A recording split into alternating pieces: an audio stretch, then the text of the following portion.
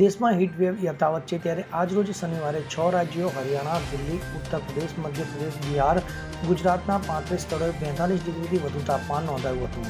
ઉત્તર પ્રદેશનું પ્રયાગરાજ 45.2 ડિગ્રી તાપમાન સાથે દેશમાં સૌથી ગરમ રહ્યું હતું. ઉત્તર પ્રદેશ, હિમાચલ પ્રદેશ, પંજાબ, મધ્યપ્રદેશ, પશ્ચિમ બંગાળ, બિહાર, ઝારખંડ અને ઓડિશાના કેટલાક સ્થળોએ આજથી આગામી 5 દિવસ સુધી હીટવેવ રહેવાની શક્યતા છે. તેમજ જમ્મુ કાશ્મીર, લદ્દાખ, હિમાચલ પ્રદેશ, ઉત્તરાખંડ, પંજાબ, હરિયાણા, ચંદીગઢ, દિલ્હી, ઉત્તર પ્રદેશમાં આગામી 5 દિવસમાં તાપમાનમાં 3 થી 5 ડિગ્રીનો વધારો થઈ શકે છે.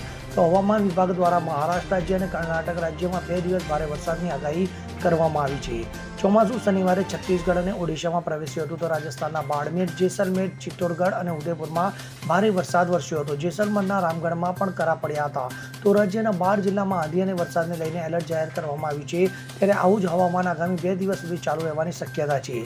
આ દરમિયાન હવામાન વિભાગે જણાવ્યું હતું કે આગામી 11 અને 12 જૂને ગુજરાત રાજ્યના અનેક જિલ્લાઓમાં વરસાદ અને ગાજવીજની શક્યતા રહેલી છે. તો આ દરમિયાન પવનની ગતિ 30 થી 40 કિલોમીટર પ્રતિ કલાકની રહેશે. તો ગુજરાત રાજ્યમાં ચોમાસાના આગમનની નિયત તારીખ 15 જૂન છે. જો કે તે સમય પહેલા ગુજરાત રાજ્યમાં પ્રવેશ કરે તેવી શક્યતાઓ છે.